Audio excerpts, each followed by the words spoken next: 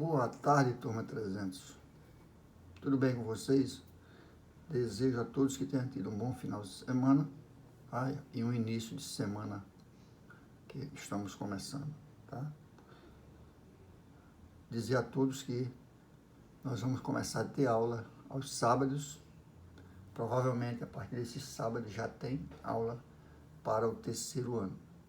E é no mesmo horário em que nós temos as aulas nas terça-feira, nas sexta e na própria segunda, né? No caso, segunda, terça e sexta. Os horários serão mesmos nos sábados, ok?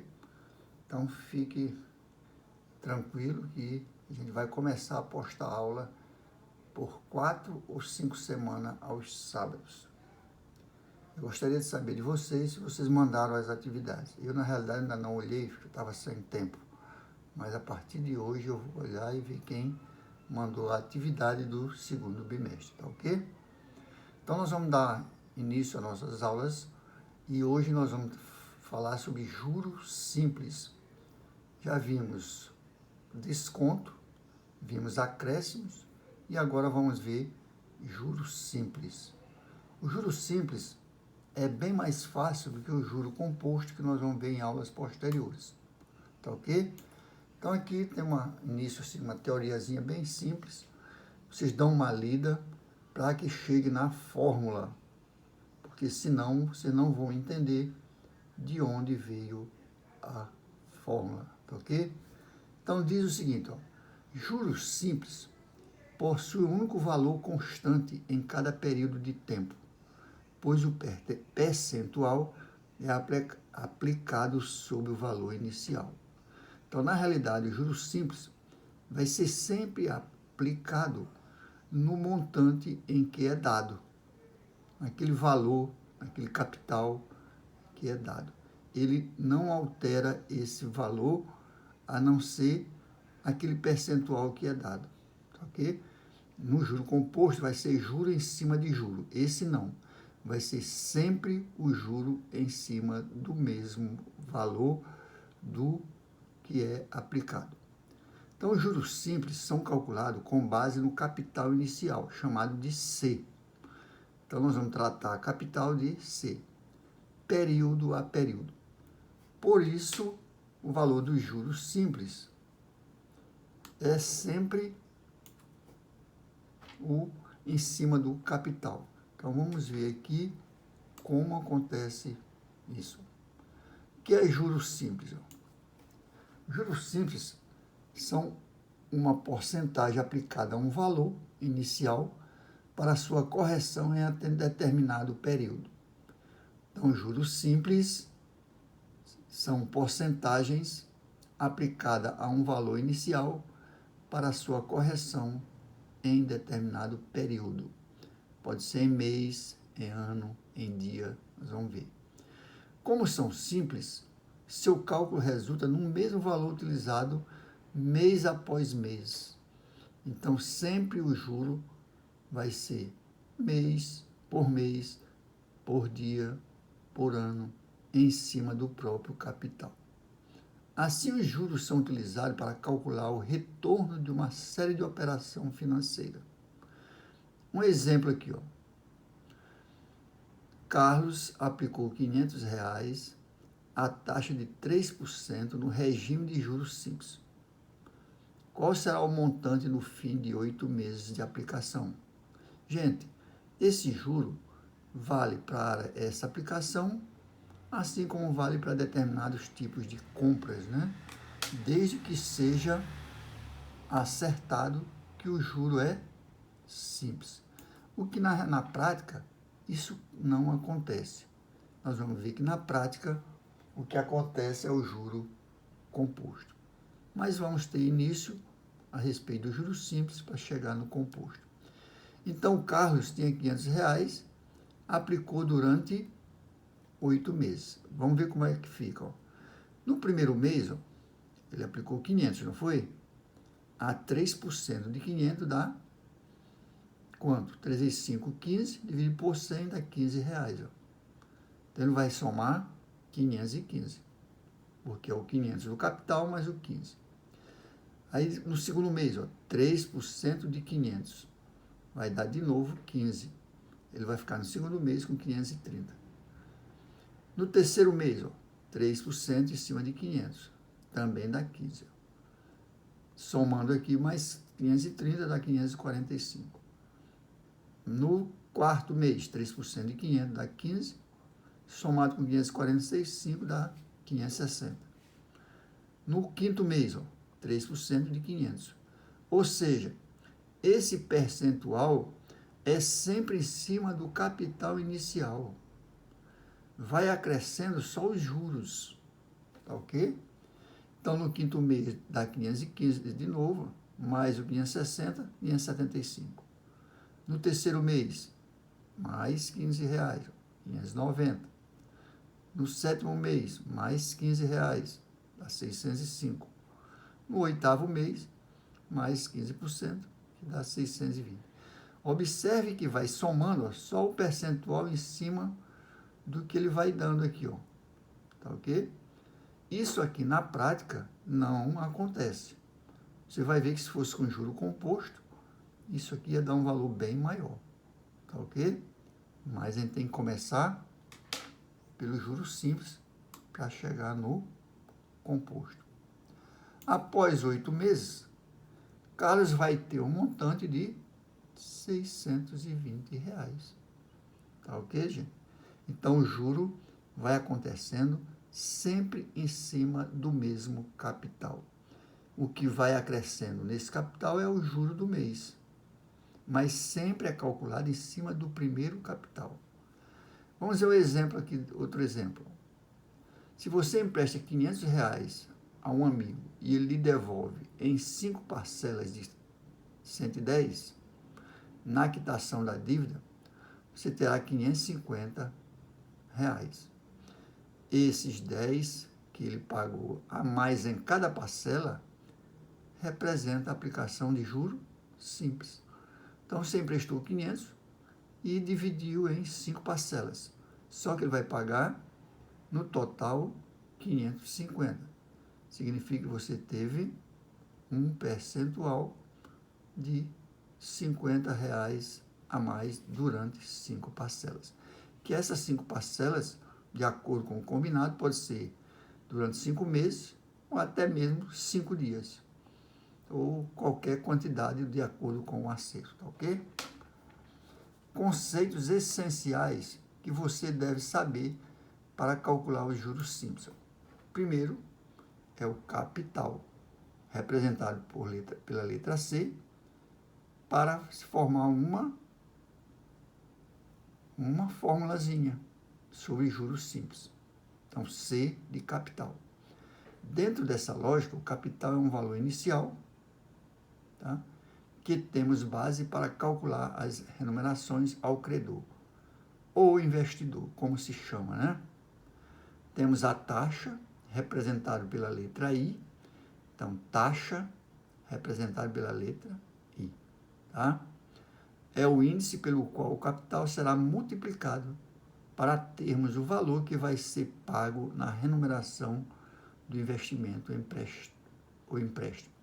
Então, se você empresta alguma coisa ou vende alguma coisa a prazo, tem que ter uma taxa em percentual em cima daquele valor, porque senão você vai perder o valor daquele dinheiro daqui a 30, 40, 50 dias por causa da inflação.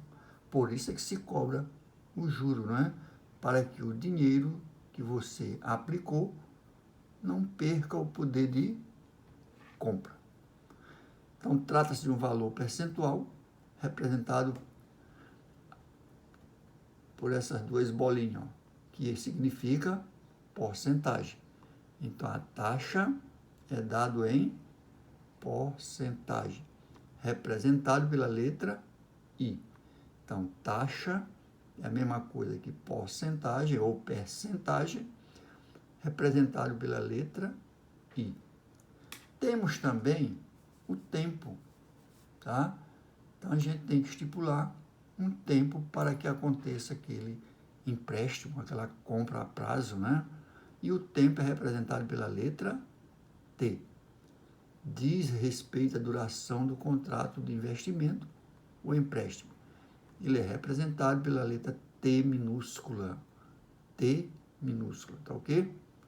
E o próprio juros, representado pela letra J maiúscula. Então, juro, tá? Como um conceito para cálculo que representamos na forma pela letra J. Então, o juros simples, nós temos o capital, a taxa e o tempo, tá ok? Diferente da taxa, aqui não estamos nos referindo ao valor proporcional que será utilizado para calcular a remuneração ou rendimento, mas a rentabilidade entre si. Então, o juro é para que aconteça a rentabilidade daquilo que você comprou ou vendeu, né? Ou emprestou dinheiro a juro. A partir do percentual explicado acima, podemos calcular o valor real dos juros, cuja fórmula é juro igual a capital vezes taxa vezes tempo. Então, juros é igual a CIT, capital, taxa e tempo. Essa taxa, quando ela é dada, você tem que dividir por 100 para multiplicar em forma de número decimal. Então, a taxa sempre vai ser dividida por 100. Então, aqui está definindo as próprias letras. J de juro, C de capital. Observe que J e C, letra maiúscula, né? I de taxa e T de tempo. Então, fica fácil. E aí, nós vamos também calcular o montante. Montante representado pela letra M. O que é o montante? O montante é a soma do capital mais o juro. Porque quando você empresta o dinheiro ou pede emprestado, você tem o capital mais o juro. Isso dá o montante. Dá um exemplo. Você pega o seu dinheiro, R$500, e aplica na poupança. Vamos supor que lá trabalhasse com juros simples, que não é simples, é composto, né? Daqui a alguns meses, você vai receber só o capital? Não, porque senão ele desvaloriza. Então, você vai receber um montante, que é o capital, mais o juro. Mas quem é o juro? É capital vezes taxa vezes tempo. Então, eu substituo aqui no lugar de juro, capital vezes taxas vezes tempo. Como eu tenho C aqui na primeira variável, tenho C aqui na segunda, eu boto ele em evidência. Então, o montante é igual a capital vezes 1. Por que 1? Que eu botei em evidência. O C, se eu multiplicar C vezes 1, dá C. Eu volto para a fórmula. E C vezes IT, fica C e T, que é igual a juro. Então, o montante é igual a capital vezes 1 mais I de taxa e T de tempo. Então, quando você usa essa fórmula, você está calculando direto o montante. Porque você pode fazer duas situações. Calcular primeiro o juro, que é capital vezes taxa vezes tempo, depois somar com o capital. Dá na mesma, né? Então, aqui você já encontra direto o valor do montante que você vai receber daqui a alguns meses, após ter emprestado o seu dinheiro, tá?